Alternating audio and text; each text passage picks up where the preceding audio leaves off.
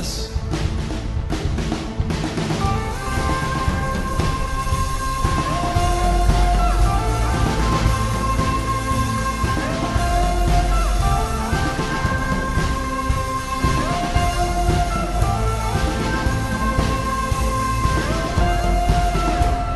Salvation sounds a new beginning.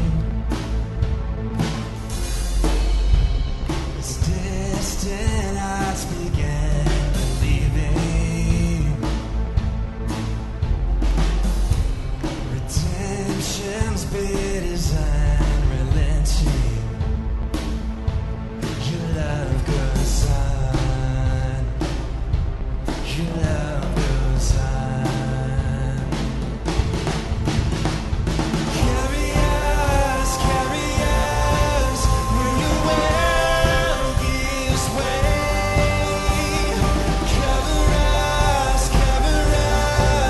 when your endless grace. Your love is relentless. Your love is relentless. Your love is relentless.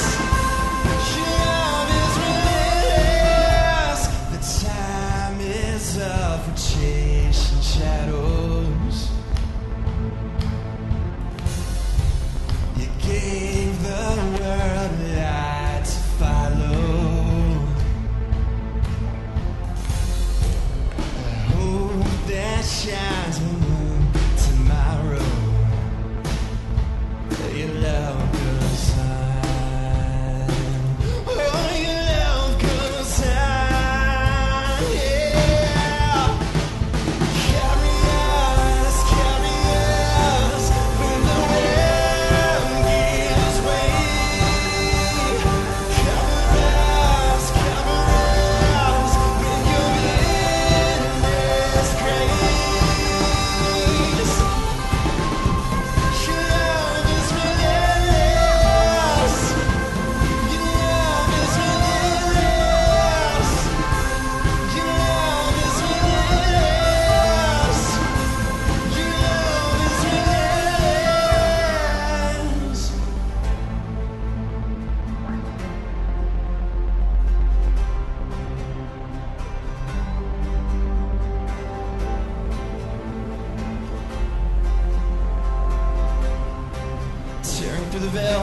Tearing through the veil of darkness, breaking every chain. You set us free, fighting for the furthest side. You gave your light for all to see, tearing through the veil of darkness, breaking every chain. You set us free, fighting for the furthest side. You gave your light. Love is relentless. Carry us.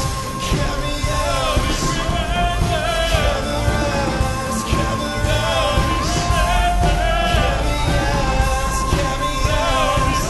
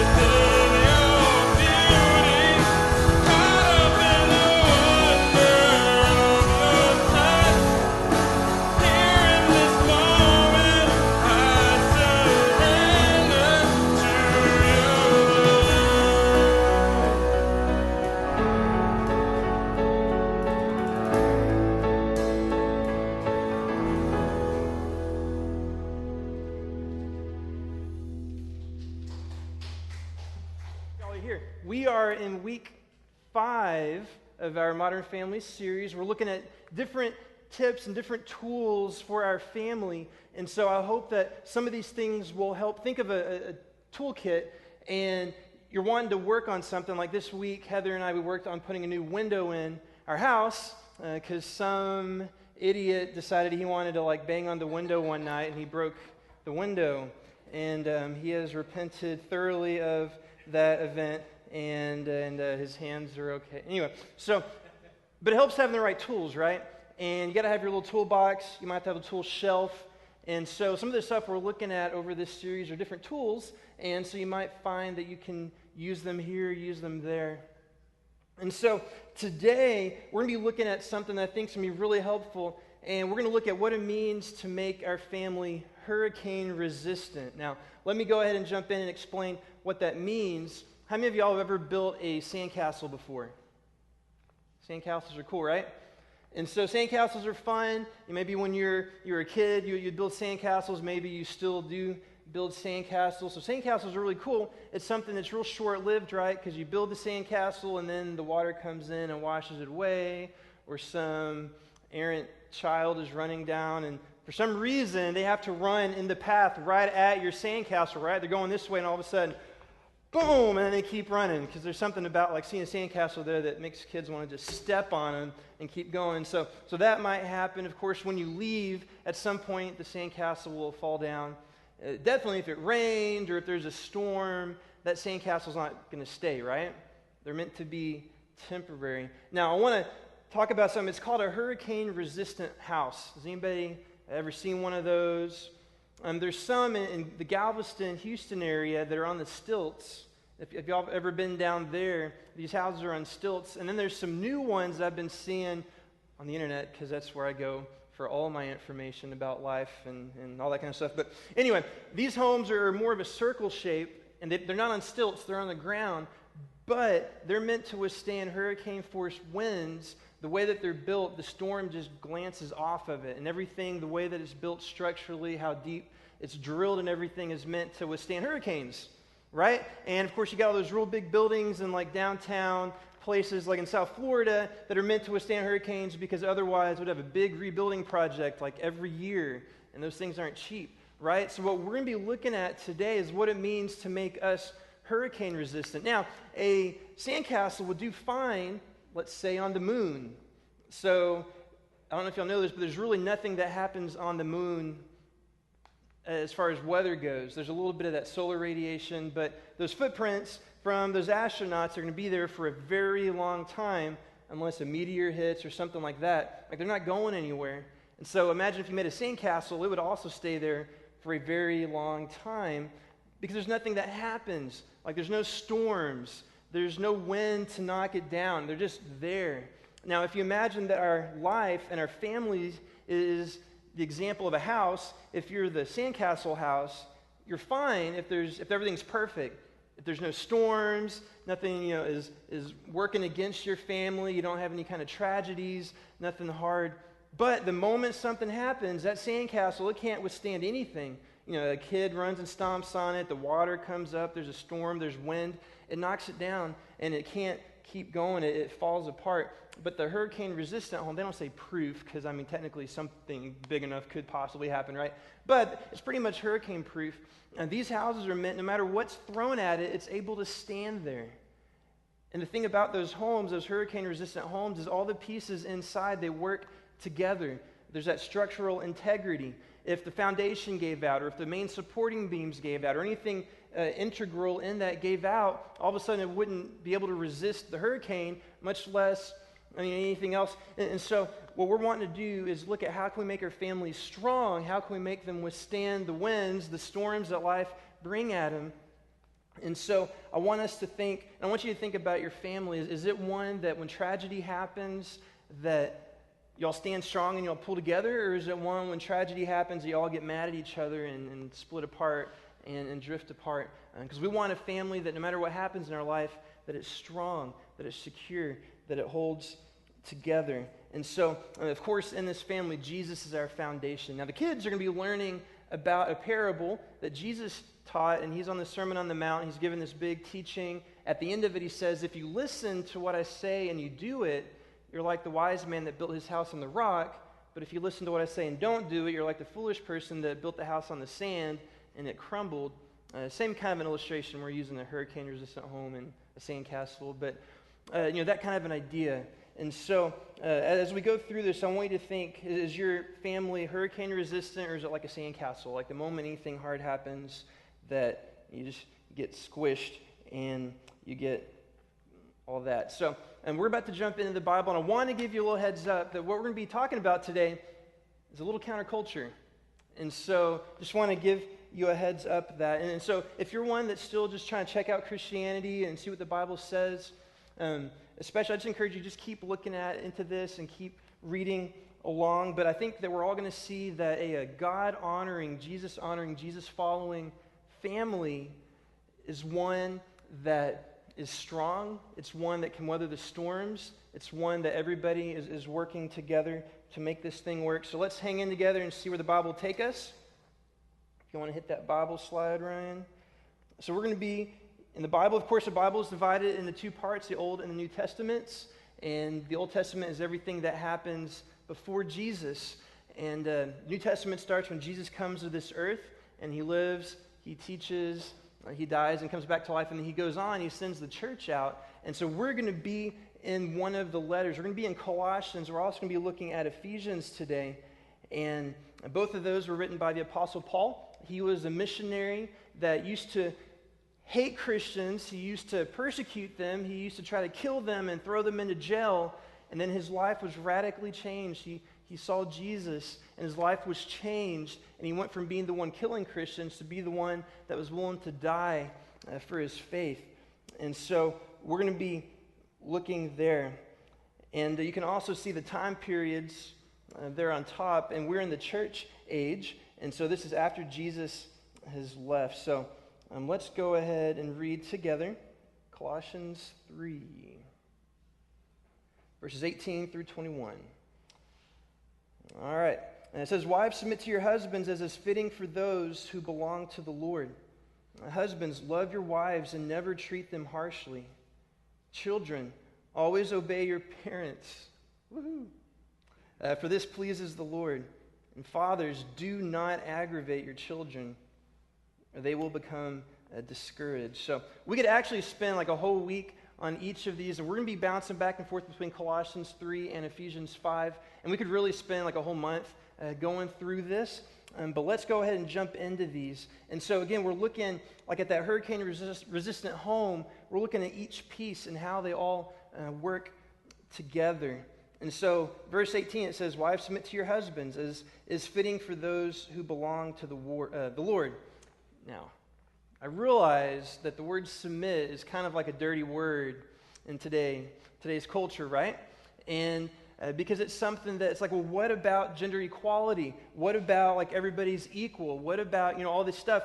And the thing is, if you read through the Bible, I think you'll find it's extremely clear that all of us have equal worth, equal value. The Bible says in Galatians 3:28, there's no longer Jew or Gentile, slave or free, male or female, for we're all one in Christ Jesus. So that's not even just talking about gender, that's talking about position. And so that's saying like the President of the United States and anyone else are the same. Like slave and free was a big thing there. But no matter who you are, no matter where you come from, no matter what, we're all equal in Jesus' eyes.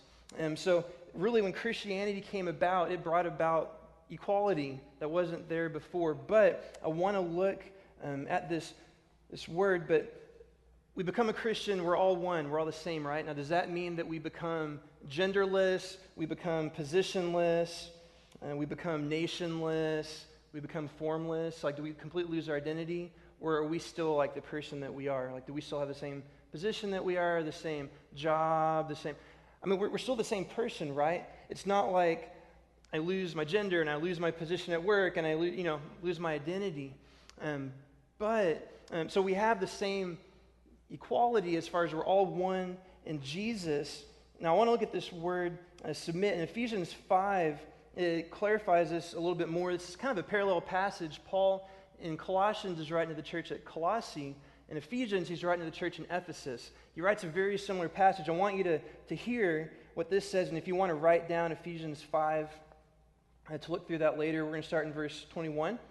And it says, "And further, submit to one another out of reverence for Christ. For wives, this means submit to your husbands as to the Lord."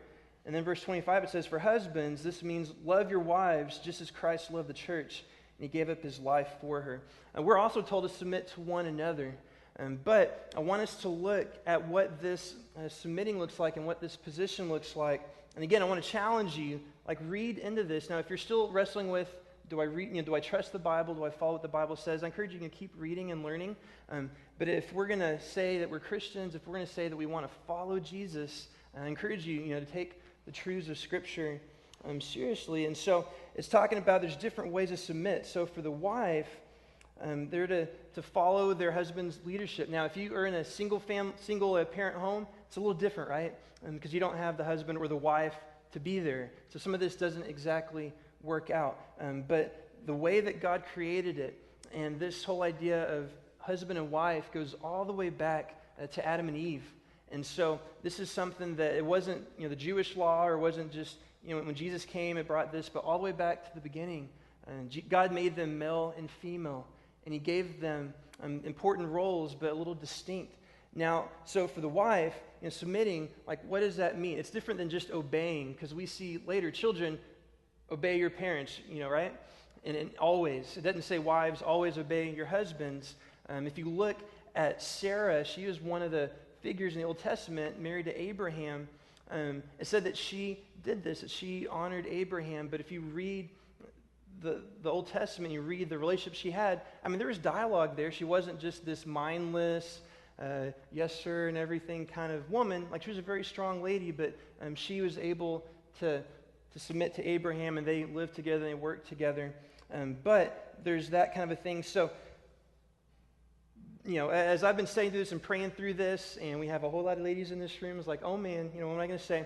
But basically, prayerfully say, God, you have put me with this man, and biblically, you want me to submit to his leadership and authority. Show me what that means in my family. Because it doesn't mean that you don't have any decisions. It doesn't mean that you just mindlessly say yes to everything. But show me what it means to serve under him and to serve the family and help the family in a way that's submitting. So wives, submit to your husband. So, if y'all have, you're discussing about something, that he gets the final word, that you're that you yield willfully, voluntarily, there's no force there, but you're I voluntarily will let you make this decision. Similar word to, submit to our leaders. And so, for those of y'all that are not married, I challenge you, you need to find someone that you can actually say, lead me, and I trust you to lead me. Because what you're saying is, I want to find someone that is able to actually lead my family, who's godly, who I can trust is praying for the family, I can trust is willing to serve, I can trust is going to make the right decisions. So I very much encourage you to do that. If you're already in a relationship, you're like, oh man, what was I thinking?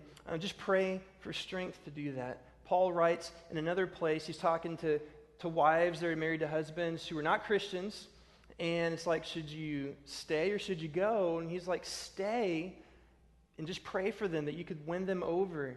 Right now they might, not be doing what they should be doing, but just pray every day, and pray that as you love them and you love your family, you can win them over. So wives, submit to your husbands as is fitting to the Lord. Now let's go to husbands real quick. And again, I could spend a whole week on each of these, but husbands, love your wives and never treat them harshly. In Ephesians 5, it says, for husbands, this means loves your wives, and you're talking about submitting to one another. Husbands, love your wives just as Christ loved the church, and he gave up his life for her. Now, honestly, I think the husbands get the harder end of the deal, because if you really understand what all this means, what did Christ do for the church? Did he rule over it with an iron fist? Did he just dictate a whole bunch of stuff and the church just had to obey? No, he served, he loved. Yes, he taught, and yes, he led, but he was also a lead servant. He was also willing to die, for the church. So if you imagine a picture of Jesus on the cross, That is how Jesus wants husbands to love their wives. That's the ultimate sacrifice. Excruciating pain. That word excruciating came from cross, of the cross, because they couldn't describe like how intense of a pain this was to be on the cross, so they made up a word, excruciating. That is the kind of love that a husband should have for his wife, that he is willing to go to the ends of the earth, to willing to sacrifice everything for her, for the family, to give up everything, to put the family and put his wife's needs above his own. Jesus came not to be served, but to serve and to give his life as a ransom for many. And so, husbands, if you truly are going to love your wives, and those guys in here that I hope might be married one day, to prepare yourself to truly love your wife means you're willing to give up everything. That every day that you think, what are my wife's needs, and how can I make sure that she's taken care of before I even take care of myself? Make sure she has food before I have food. Make sure that she has the things she needs before I even have the things that I need. Every day to be willing to serve, be willing to give up. Now, if you look at that, both sides, husband and wife, coming together, serving each other, loving each other, there are no issues if we're doing this perfectly, right? If we're perfectly loving each other, there are no issues. But let me ask this question first. So ladies, like if you had a guy that would love you like that and serve you like that and give up everything for you, would it be a little bit easier to be like, yeah, I'll follow that guy? Like if you knew he 100% had your back, 100% was going to do everything? Well, yeah. And guys, would it be a lot easier for you to love your wife if she kept her into the deal, right? I'm just saying, like it's a lot easier if the other person is doing their part, if we are selflessly, not contingent upon the other person, saying, they might not have a great day today, but I'm going to, serve that person, love that person, honor that person, take care of that person, and no matter what the circumstances are, it makes it a lot easier, right, if the other person is doing that for us. But in Scripture, it's funny because we are not commanded to do things based upon the other person. And so when we're commanded to forgive others, it doesn't matter if that person is still a jerk. If they've never admitted they've ever done anything wrong, we're still supposed to forgive them, right?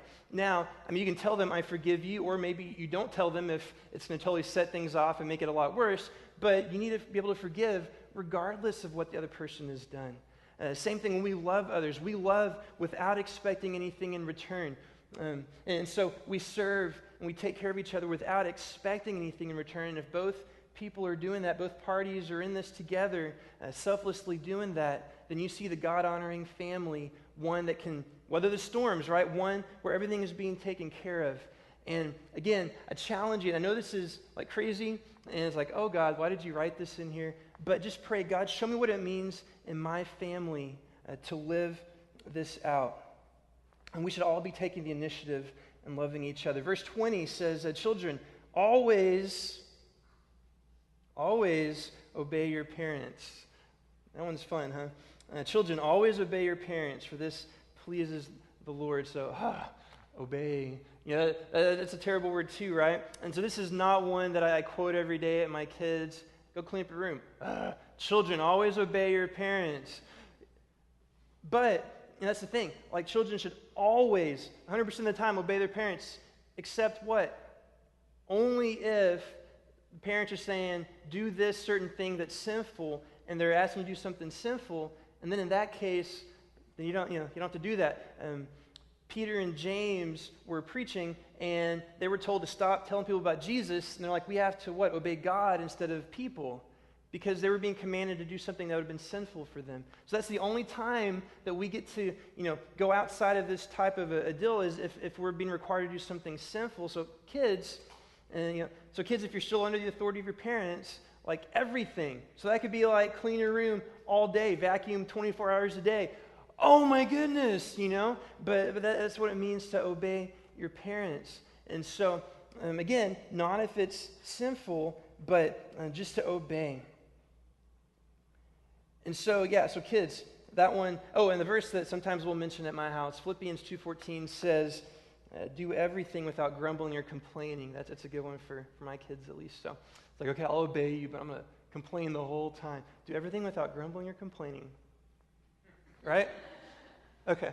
So kids, so obey your parents. Now verse 21, fathers, do not aggravate your children, or they will become discouraged. Or do not provoke, or do not exasperate, or do not embitter, or some of the other words that translations use. Now, moms aren't even mentioned in this list, so I guess moms have everything together. But fathers, don't provoke, don't embitter, don't anger or aggravate your kids. And so, for kids, to obey you should not be a chore, should not be just the hardest thing in the world. It should be something that's a joy, something that they want to do. Again, we talked about, like, if a husband will love their wife like Jesus loved the church, it'd be a lot easier to follow their leadership. If for kids, for parents, like if dad or if mom loved them and honored them and everything, just like God, our Heavenly Father, loves us and provides for us and takes care of us and is always there for us, it's a lot easier in that environment for kids to do that.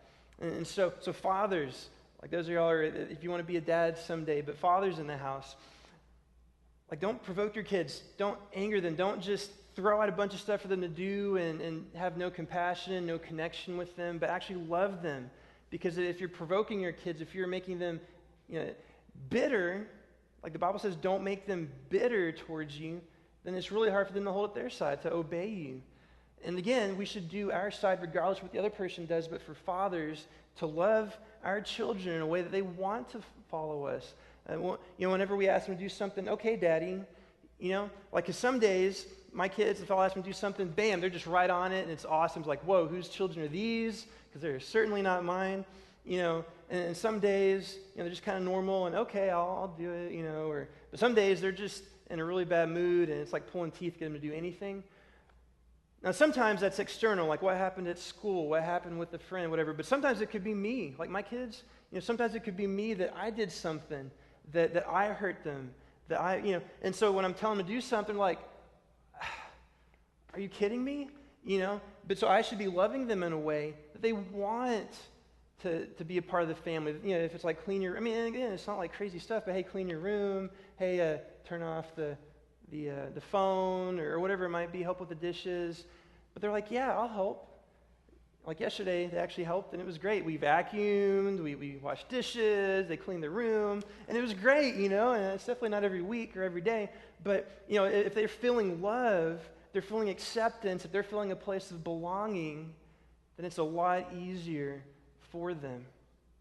So I really encourage you, fathers and mothers as well, with your kids, like, don't make them bitter towards you. Because you can rule with an iron fist, you can demand and put them into subjugation, that they have to do what you say, but that's not a house of love, that's not a house of belonging, that's not a house of acceptance. And so, fathers, do not aggravate your children, or they will become discouraged. Now, the question, I kind of mentioned this before, but is what we do to each other, is that predicated upon what the other people are doing? Like for fathers, do you only love your kids in a way that doesn't provoke them if they're being nice, or should you do this all the time? You should always love them in a God-honoring way. You should never provoke them, never embitter them, never exasperate them. You should always be like that. Husbands, should you love your wives even if they're being kind of cantankerous? Wives, should you love and follow your husbands even if they're being like an idiot that day? We should all be loving each other and all should be doing this regardless of what the other person does. Now, this is the Bible's game plan for families, and I encourage you, so Colossians 3, also Ephesians 5, and if you also want, you could write down openbible.info. It's a website that I really encourage all of y'all to go to, because it's one that you can just write in topics, and you can see everywhere in the Bible that these words are being talked about, openbible.info. You can just type in different words. And so I encourage you to do that, but Colossians 3 and Ephesians 5 are the two big ones. But just read through and say, God, okay, I want to honor you. I want to live for you, so show me what that looks like in my family. Because when each person is working in harmony together, when we're all living for the benefit of the family, if we're all loving and putting the other people's needs before our own, if we're all doing that, then man, this family is rock solid no matter what happens in life. Life's not perfect. Like, you might still lose a job, you might still have sickness, you might not know what's going to happen tomorrow, but the family itself is strong, it's secure, it's built on Jesus Christ, and no matter what the world throws at it, it can be strong. Because you want your family to be that refuge. You want that, for kids to grow up in an environment that's safe, that, out there the world might be kind of crazy, they can come home and they got the support of their parents, instead of they run away to school just dying to get away from home. You don't want your kids to be like that.